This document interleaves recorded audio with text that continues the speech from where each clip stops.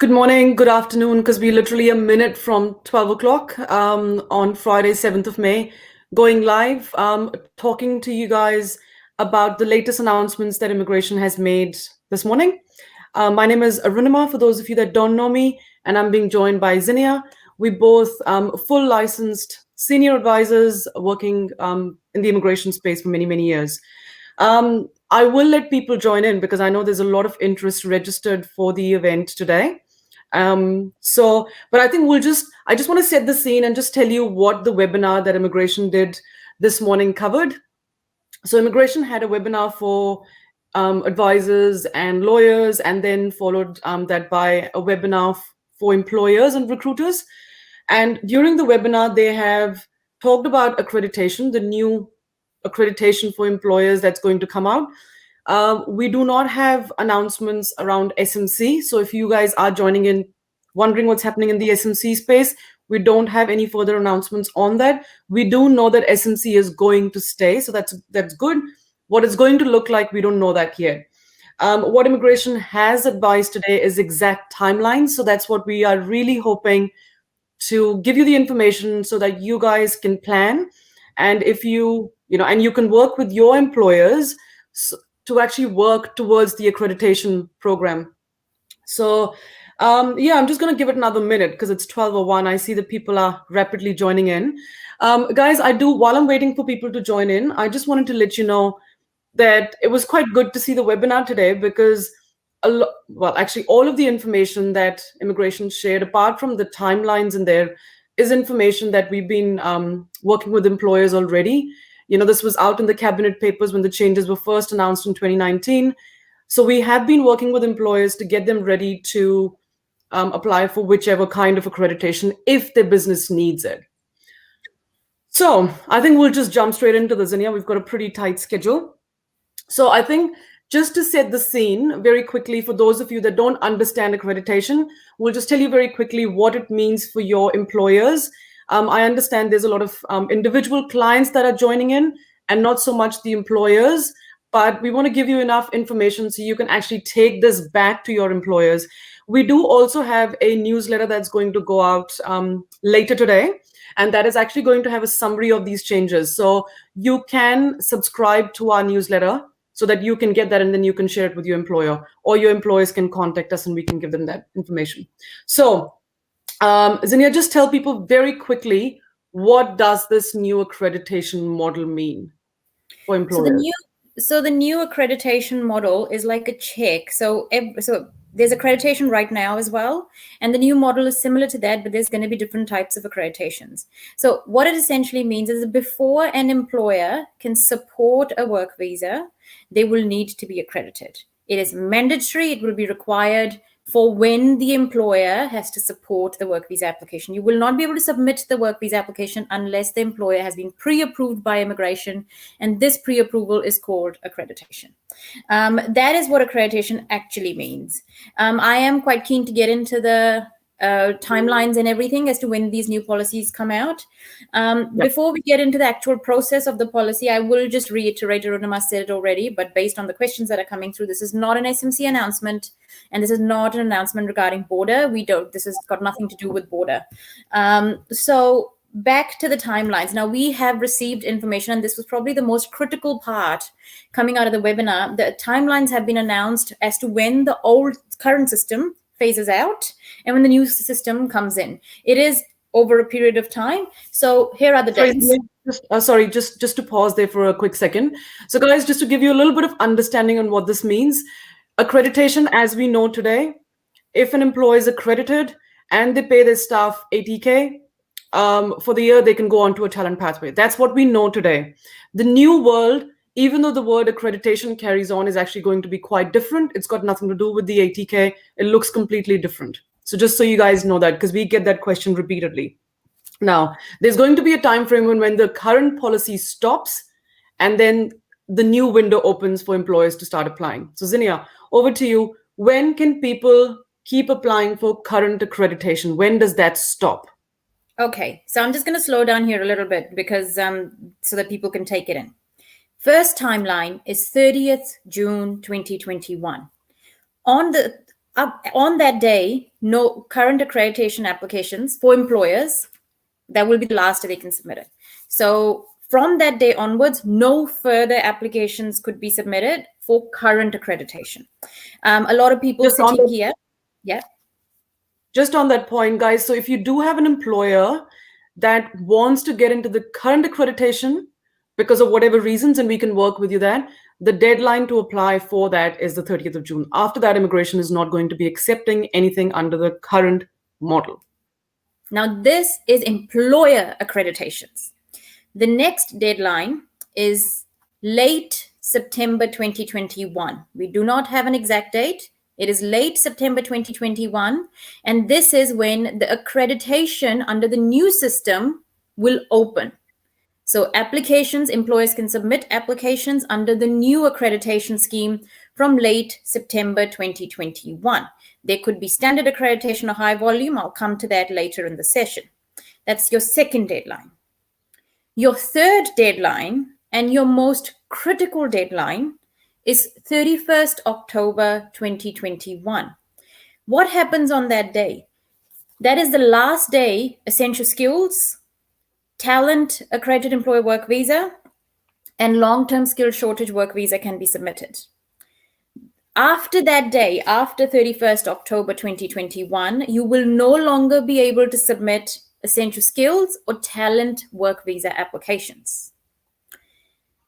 Then the next deadline or the timeline, the next critical timeline is 1st November, which is the day after 31st October 2021, when the new system officially launches. So any visas that are being applied after 1st November 2021 will be called, and this is the name of the category, will be called accredited employer work visas. From 1st November 2021, essential skills and talent visas, accredited employer and long-term, so talent visas will no longer exist, and you will only have accredited employer work visas from that day onwards. And if your visa or if your employer needs to support your visa after the 1st of November 2021, they have to be accredited. Okay? Yeah. I'm just going to reiterate. Yeah. Because this is quite a handful for people to digest, because it can get confusing. And I can see some comments about, why not make it easier? What happens to visas after 31st of October? It's just that you move on to a different regime. There's a different style of doing things. So we will talk about that as well. So people, please keep posting your questions, because I do want to allow enough time to go through your questions. So we'll keep going through the changes that were announced today, and we'll allow you to build up those questions there. I think also that I'm just deviating from what I'm supposed to cover, which is in my notebook. After this Facebook Live is done, we would be putting out information on our Facebook page as well. For the criticals, the timeline's going to go up because it's a lot easier to understand when you have a visual in front of you. But we wanted to just explain it first before all the posts start coming through, and the newsletter is going to have it as well. Yeah. Okay. And I also at that point, just, because we are giving this information to you guys, just so you can go to your employers with some information. Not all employers need to get accredited right now. There's no need to panic. Not all employers need to get accredited by the 1st of November. It depends on how many visas they support, when those visas expire. And that's what we work with employers. So also, if you do have employers that are in Auckland, Wellington, and Christchurch, and if you guys are based there, we actually have events in the 3 cities. It's on our LinkedIn page, but I'll get that posted. So on the 19th of May, we've got an event in Auckland. It is with Immigration New Zealand and industry experts. And then there's 25th of May in Wellington and the 2nd of June in Christchurch, where employers can come and actually talk to immigration, and we can tell them what the changes are. I would strongly recommend everyone to just keep an eye on our Facebook page as the day goes along, because a lot of information will come through. Okay, so I think I'm just going to take a minute and talk again about what happens between 31st October and 1st November. If you have to submit an essential skill work visa, right, or a talent accredited employer work visa. So if you want to submit these two, your deadline is 31st of October. You have to get the application in the system by that date. If you don't get it in by that date, then on the 1st of November, you're going under the new rules, and you'll be on a visa called accredited employer work visa. That's why these two dates are very critical. And I do want to sort of give some relief to people because I can see a whole lot of questions building up. If you do have a visa, so if you are currently on an essential skills and say your visa expires end of next year, and your employer employs a few people on essential skills and different visas, you do not need to panic. Your employer does not need to apply for accreditation right now. If someone is on a visa, that visa carries on till its validity. What we're trying to say is that if you are trying to apply for a visa after the 1st of November or after the 31st of October, it'll go into the new regime, which means by the time your essential skills is about to expire next year, your employer would have gone through some sort of accreditation to be able to support your visa under the new category. So it's not, so I can read all of this. So you don't actually have to, yeah, well, you can absolutely choose to go where you want, but make sure that there's no panic because it's just a different, it's a different routine that's coming up. I think, Zania, that takes us very nicely to the next question as to circumstances when the employer doesn't need to be accredited. So there are certain, so if the employer only really needs an accreditation if they are going to support a work visa application, much like essential skills or talent. If they're hiring people or migrant workers on partnership-based work visas that are open work visas or student visas that have 20 hours work rights and that you can work with any employer, or post-study open work visa, if your work visas are not restricted and the employer does not need to support you, then the employer doesn't need to be accredited. They only need to get the accreditation when that supported visa needs to be submitted. That also means that if, say, there's an employee and the visa expires end of next year, then the employer just needs to be accredited before the end of next year so they can support that employee's work visa under the new system. Yeah. And I think that's where we are working with employers just to make sure whether they need to do something now, whether they need to do something later this year, whether they don't need to do anything till much later next year. So that's something that we do. I think the other thing that I do want people to know is that the new accredited employer work visa, as it's called, it's a mouthful, is going to be either 12 months or 3 years. The duration of the visa is going to be either 1 year or 3 years. And that's going to be decided by how much the person is paid and what cities the employment is based in. So if the job is below the median wage and immigration is looking at 25.50 as median wage right now, there are some talks around increasing that to 27. They've said very clearly today that they don't know that yet and decisions are waited. So they're still working with 25.50 at the moment. So if an employer is below the median wage and is in high supply regions or in the cities, which we'll just talk more about it, then it's likely that you will come out with a 12-month work visa. Everything else will come out with a 3-year work visa. Zinnia, do you want to add anything in there? Yes, we actually have a confirmation on what the cities are.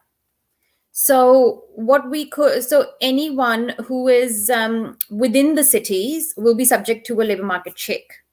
Now, the labor market check, as it stands now, it's actually going to be strengthened. So we don't know exactly the policy because we have to wait for that to be published. But what we have heard today is that the labor market in these 5 cities is going to be strengthened under the new rules. These cities are Auckland, Wellington, Christchurch, Hamilton, Dunedin. These are the 5 cities where the labor market check will be required for different types of roles. There's a lot of information that is still awaited, but I think, Arunima, let's go through the actual 3 gates so that people get an understanding as to, how the migrants' work visa application, the actual applicant work visa, which is people sitting here, actually comes at the end. So let's just go into that a little bit. Do you just want to introduce the first gate? Yeah. So the new accreditation, the employer accreditation, and you may already be aware of this, is actually built into 3 gates. It's almost like 3 stages. The first stage, so when an employer X says that I want to hire 5 carpenters across New Zealand, the first thing that employer needs to do is that they need to get through the accreditation process. So that's called the employer gate, which is depending on how many people they need, how many visas they're supporting in a year. Depending on the number of people they support in a 12-month period on a visa, they either go into something called a standard accreditation or into high volume. They have very different requirements. There is also a third category called labor hire. We're not going to delve too much into that unless there's some specific questions, because that is quite complex. So I don't want to lose people that are listening. Once that stage employer check is ticked off by immigration, then we move into something called second stage, which is the job check, which is when the employer will advertise for the role if it's needed, depending on what the requirements are. So that gate has a whole lot of requirements, depending on the pay, depending on the region, what the role is, registration, a whole lot of things. Once that second gate is done, that's when the migrant or the applicant comes into the picture. So that's called the third gate, which is your migrant gate, which is where the applicants kind of putting their documents, their medical, their PCCs, and their character, their bona fides, their skills and qualifications for that role. All of that comes into play, and that's being checked. But that's the third stage. So it is quite important for you to understand that in the new world, any employer that is going to be supporting someone on a visa will need to have gone through the first stage, because the process will need to start with the employer. Cool. Okay, let's get into the questions, Zinnia, because I'm just reading this through. So, Joe, you're asking any update on SMC onshore processing? Immigration hasn't, they didn't say anything about it. The session wasn't for SMC. Immigration is processing SMC applications that were submitted, I think it's late 2019 at this stage, and they are moving them. But the EOIs that are sitting in the system, what's going to happen to them? We don't know. So that's a big question mark. And what the new system is going to look like when it opens up, how many points it's going to be, that's a question mark as well. So yeah. Safwan, hopefully you have understood what the current accreditation is. If not, very quickly, the current accreditation is a set of rules that that an employer needs to go through to get sort of like a tick from immigration. And after that, they can support people on a talent visa if they're paying them 80K. All of that is going to disappear. Is that a real quick 5-second snapshot of that, Zania? Because it's such a complex policy. Is there anything else? It essentially means current accredited employers that have met those standards and are currently accredited don't have to go through the whole advertising and blah, blah, blah. They don't have to go through all of that as long as they're paying their employees 80K or above. Yeah. Kinjal, moving on to your questions, and I'll give this to you. What are the criteria for accredited work visa post 1st November, please? Oh yeah, sorry, I'm just trying to find the question. What are the criteria for accredited work visa? We will still waiting for the nitty-gritty actual policy to be released. But essentially, depending on how you frame the word criteria, it is the 3 gates that before you can file an accredited employer work visa starting 1st November onwards, you must have your employer be accredited first gate. The job that you're going to fill, that must also be pre-approved. We call that gate 2, which is the job check. So the first check and the second check, employer accreditation, job check, must be completed before you can actually file the work visa. I think I'm just going to break that question into 2 parts. Kinjal, I'm just going to break that question into 2 parts for you. One is the accredited work visa that you're going to apply for. Immigration hasn't given exact details, but it's looking like it's obviously the median wage is going to play quite an important role in it. Where that employment is based is going to determine how much advertising is required. The nitty-gritty we don't know yet. It hasn't been announced. From an employer's perspective, for accreditation, immigration has said that the standard accreditation, there's a lot of focus on previous history that an employer has with immigration, if there's any compliance issues, their internal processes. So it is sort of like a real health check there that they are meeting employment and immigration law, and they haven't been on stand-down lists. And then you've got your high volume, which has got all of this, plus a whole lot more. Immigration is expecting that about 90%, 85 to 90% of the businesses would go into standard because of the volume of people that they hire. The criteria for employers is quite a lot, and I don't really want to get too much into it unless you're interested. Zania, is there anything that you quickly want to add? Because otherwise, I think for the migrant check, I can probably just quickly read out a couple of points from the webinar. But essentially, what they said was, the applicant must be requested to apply for the visa by the employer. So the employer has to get lots of stuff approved before they invite you to apply for the visa. The job must be genuine. So, but also you must meet, like as the applicant, you would have to meet the qualifications, experience, character, bona fide, medical, just the standard stuff that you have to meet now. So that's all still required. Yeah. There's a question from Margesh around costs. Immigration hasn't announced the costs at this stage. What we understand is that both standard and high volume are going to be much lower in costs compared to the current accreditation model, which is just over $2,000. So it is going to be a lot lower. And what we are understanding is that standard, the cost for standard is going to be a lot lower than high volume, purely because of what it offers. But the exact costs have not been announced yet. MJ, I think you've got a really good question, and that was asked in the webinar today as well. What if someone wants to apply for a variation of conditions of essential skills after 1st of November 2021? I can possibly answer that one. Or do you want to take it? I can't find the question, so you can answer Okay. it. Right. I'll actually bring it on the screen next time. Yeah. I'm scrolling through this. So MJ, they haven't said very clearly what's going to happen, but big disclaimer, my big strong feeling is that if you are looking at applying for a variation, accreditation could kick in. Immigration very clearly did not want to answer that question. They're saying that they're still trying to work through details of what's going to happen when someone applies for a variation. So don't know, but yeah, so we'll just have to wait and watch. We've got a question from on the screen. Can you take that one? How about guys who are on talent accredited work visa? Do these changes affect them? We are still waiting on more information on that because initially, because you're on a work to residence visa, once you do your 2 years, you file residence.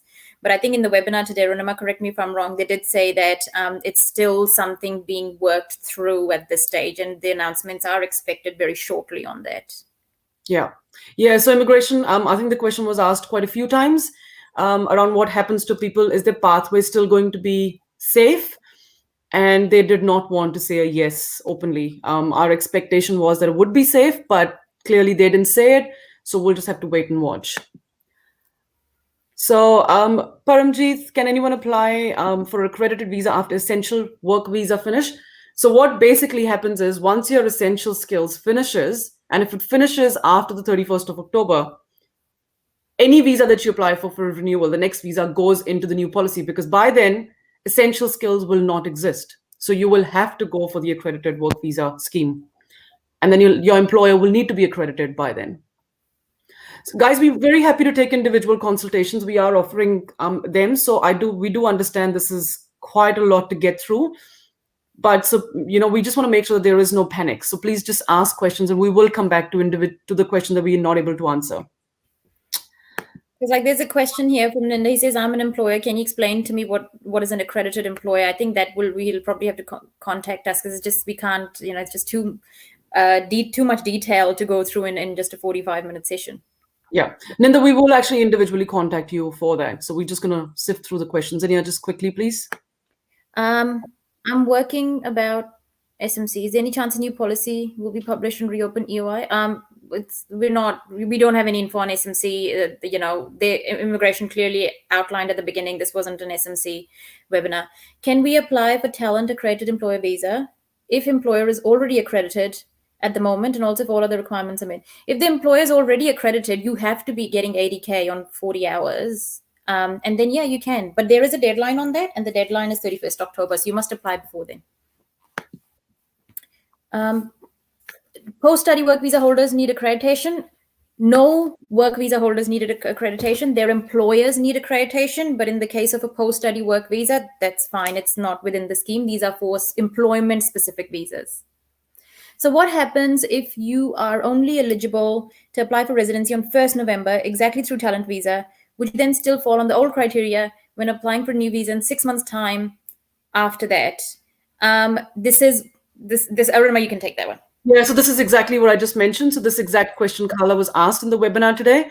And immigration has been very tight-lipped around any extensions or the pathways or anything. So we'll just have to wait and watch. And as soon as more information comes out, we will reach out to you guys and do another one of this. Any changes in pay rate? Immigration again said that they're working through that. For now, it's $25.50 median wage. So this question by Tran, it says, where can they say information about the events that we have with Immigration New Zealand and other stakeholders? So guys, they are on our LinkedIn page. If you guys want to go on LinkedIn, it is absolutely on there. Otherwise, we will get them posted in due course on Facebook as well. Please update on SMC onshore application. Are they going to update in May 2021? I don't understand the question. I think it's around SMC. We haven't got any updates. So we haven't received any updates on SMC. So if they do say something else in this month, we will absolutely let you know. Pratika, I think that's a really good question when you put it in that perspective, and I'll quickly take that. Yeah. So it says, if someone's visa expires in 2023 and the company is not accredited, will the person get a visa extension? So no, if your visa expires in 2023, and if you are going on to an employer-supported visa with the employer supporting you, the employer has to be accredited to be able to support you. And the employer could be going under standard or under high volume, depending on the requirements. The standard requirements are a lot lower, a lot easier for employers to meet with a little bit of guidance. And obviously, high volume is a lot more complex. I think the next question is actually quite a good one. We heard news that there's no more pathway for residents. It's a good question because it opens up to what I'm about to say, but no, that's not true. SMC stays. We don't know how and what it will look like, but there's no announcement saying it'll go away, so it's staying. There's actually a new path, a new category for residents that will open up, which means anyone that would be paid, this is from 1st November onwards when the new rules kick in, anyone who has been on a pay rate of double the median wage, so which would be $51 an hour right now under the current median wage. We'll see what it is in November. But anyone who's on twice the median wage per hour and has worked for an accredited employer for 2 years will be able to file residence later on. So that's a new category being opened up. In the new system, in the new system of 2021, after November, can main applicants support his dependent? Yes, if they meet dependency requirements. Yeah, that's not changing. So immigration hasn't said anything about dependents. They haven't said if the 12-month will or will not support the visas. So can't say. The 3 years, obviously, it does. It still supports. You can still support people. You can continue to support people. We know that the current government was quite opposed to not supporting partners. So we're hoping that stays, but nothing to that effect was talked about. Sorry, it's just so many questions that I'm just trying to get through.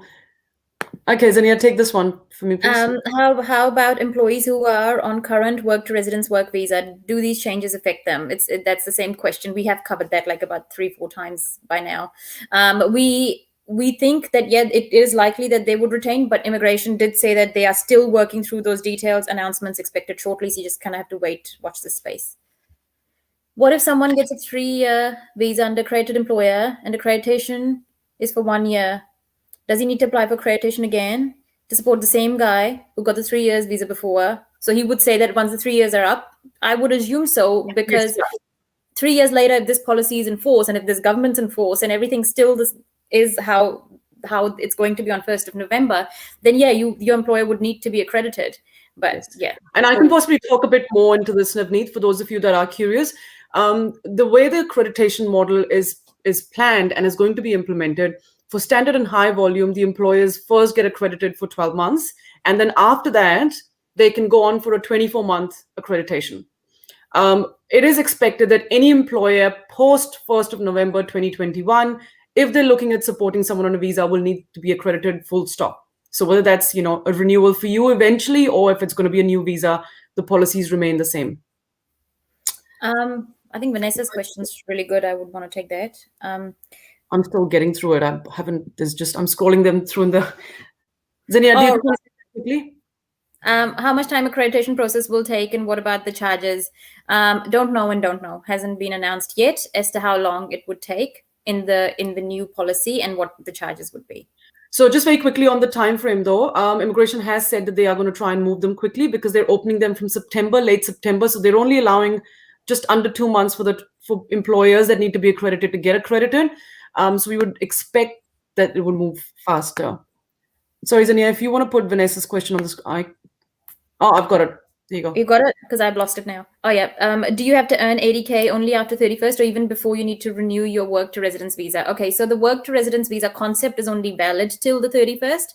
And after 31st, this visa is no longer in existence, replaced by the accredited employer work visa. So if you need a work to residence visa, because the terminology applies to current rules, then yes, you need 80K. Keep going. Yep, that's fine. You just keep posting them. I'll just keep getting through them. I am under the talent accredited work visa, which was issued a few months ago. If I found a new job with different skill, like management role in IT, is it possible to waive the conditions or do I need to apply for a new visa? It's a very specific question. I think that requires consultation because we have to see as to whether your skills and experience can be moved. Is your new employer still accredited? We have to look at all of those things. The previous person should contact us. When will the new income threshold 27? Immigration said tight-lipped. They'll let us know. Next. I'll let you catch your breath. I'll go through a few questions. Okay. Well, I've answered that one. So yeah.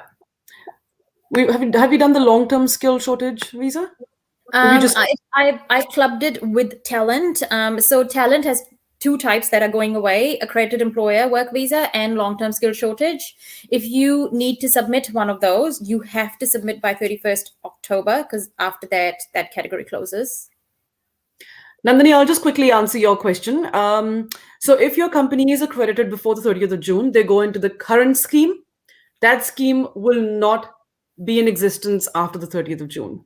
So however long they get the accreditation under the current scheme, it is quite important for people to understand that immigration has been very clear that even if an employer is accredited under the current model, they still need to meet the requirements of the new accreditation world. So they will still have to apply. So they're still working through the policies and how the transition is going to look like, and they'll soft touch it for those employers, but just those employers still need to do something. So Nandini, hopefully that answers your question. Otherwise, quite happy to have a chat with you directly. Goodness me, how do I? Just missed out because of network issue. Will it be safe enough for a migrant employee to apply for Central Skills visa if the visa is expiring in March 2022 and employer is not accredited? Yeah, apply before 31st October then, please. Yeah, so I think a really strong piece of advice is that if you do work in a company where there maybe you and maybe another person are the only people on visas and your employer is not very keen to get into the queue for accreditation and add all of that stress to their kitty this year, then you're probably best off to apply for your visa as soon as you possibly can before the 31st of October, because then after that, you can't actually apply for essential skills because they'll all disappear.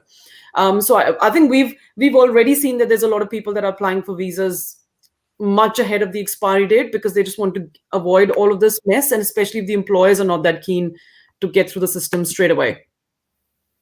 Yeah, I think I want to take this question. Any chance that we can be back or get any visa extension? Because that takes me to the announcement that came through earlier this morning that ministers' powers have been extended. So when I say ministers' powers have been extended, these powers means the ability to auto-extend and do things like that. So they have been extended for up until May 2023. We don't know if you'll get any further extensions or not. Time will tell. It's a government's decision, but that, the minister has taken that ability on for another 2 years. Yeah, I think that kind of brings us quite nicely to almost the end of our session.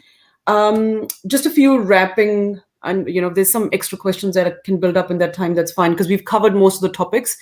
Something really, really important for you guys to remember: those dates are really important. We will be posting out a breakdown for you guys on a Facebook page so you can actually understand it better. We will be sending out a newsletter later today so that you can actually subscribe to it and get that information. We can actually meet with your employers, tell your employers what this means for you. You can share that newsletter with your employers. So yeah, so the first date is quite important, is obviously today, which is when the announcements have just come out. Accredited employer work visa. 30th of June is the second date, which is really important. Existing employer accreditation system will close on the 30th of June. Any applications that immigration has received by employers under the current system will continue, but no new applications will be received. Late September, the new accreditation scheme will be launched. So employers and their advisors on behalf of the employers can actually submit applications in the online system. 31st of October, the existing temporary work visas, essential skills, LTSSL, talent will all close. 1st of November, the accredited employer work visa and the 3-check application system, the 3 stages will start. So that's pretty much what it is. Okay, I think I will just cover off what we don't know. Yes. Because I've got a list. I was making a list through the questions as well. Here are the things immigration has said that they were not able to inform us yet, and they did say announcements will come through, because this was just the first of the many webinars they told us that we will have. So there's going to be drip feed of announcements coming through as time goes. These are things at this point in time we do not know. Interim visa. If you're on how it's going to work, if you're on essential skills, and then you've submitted a new one, the accredited employer work visa and the interim visa conditions. Variation of condition. Residence pathways for existing work to residence visa holders. So we don't have clarity on that. Costs and processing timeframes. SMC. So these are some of the key things we still don't know. We also don't know labor market testing exactly. We've got some idea where labor market testing will take place and will not, but exactly we still don't know. Whether median wage goes up or not, don't know. So we have to wait and see for all of these things. I'll just take a couple of last questions before we log off. So there's a question by Siddharth. It says, already in a job earning above median wage requires labor check and job publishing. So Siddharth, if you are applying for a visa now, you're going into the essential skills, so you're going into the current rules. And unless you meet one of the skill shortage areas, you will need to meet the labor market test, which means, the rules that exist today and the advertising that exists today applies to you. This question's by Rahul. It says, is it a good time to apply for long-term skill shortage visa if I'm eligible, or should I wait for EY to open for SMC? Zenia, I'll give you that one. Okay, so that's like 4 different concepts that have been intertwined into one question, and they're not technically related. So let me take first part of your question. Long-term skill shortage visa, if you're eligible, you have to apply before 31st of October, because after that, the category closes. So you have to apply prior to that. The second part of the question, wait for the EOI to open. Your LTSSL has nothing to do with your EOI for SMC to open, so they're not really related. While one can lead to the other, but they're not interlinked. Well, that question is null and void. Don't worry about the EOI. Just if you need to apply, apply. My employer is not accredited, but I have my open work visa valid till Jan 2023. Does my employer need to be accredited to support me? No. Very good question. So no, they do not. The employer accreditation, and we do cover that if you just rewind a little bit once the video is done. The employer accreditation is not required for when you're hiring migrant workers on open visa, on open work rights. It's only required when you are actually going to support a specific employment-specific work visa. So very quickly on this question, we were not advised on SMC at all. As those of you may have heard my Facebook lives from when we first went into lockdown, it was just something that I predicted that the point system may increase. It's been closed for a year. They haven't said anything, but it feels like it may increase. We don't know what it's going to look like, so can't really say. Zenia, do you want to take this one very quickly? We don't really have much, so can't see. So I think I'll make that the last, and then I do want you to cover 2 things. What about the I identified 5 cities? What kind of labor market? So we don't know the exact details. We know it's going to be stricter than what it is now, but we don't know what they will be. We have to wait for the policy to be published around that. But I think we do want to put an end to the question so we can do a wrap up on this. So Ranima, there's 2 things. If you can please tell the audience here, one, how to subscribe to the newsletter, because it is on Facebook. There's like multiple posts, but the event itself, but also how to subscribe. And the second thing is, can you tell them what type of service we provide for the employers, so they don't have to go and explain all this to the employers, and that we can do that, like refer them. So yeah. So I'll try and answer that to the best of my ability. Otherwise, I'll pass it on to you. So I think the first thing is for subscribe. Hopefully, there should be a post and there should be a form here that you can go and fill in the form, and you can subscribe so that we can capture your details, or you can go onto our website and fill in subscribe to the newsletter. Either way, and we can actually add you to our database. We send out a newsletter around updates when they happen, or at least once a month, which is sort of like good for your tea time reading and to make sure that you know what's changing. We also do a very similar customized newsletter for employers. So if you do have an employer that wants to know what's changing, we do send that out. So just email us at info@Ames Global, and we can add your employer to the database so they can receive this once a month. This is all employer-specific information.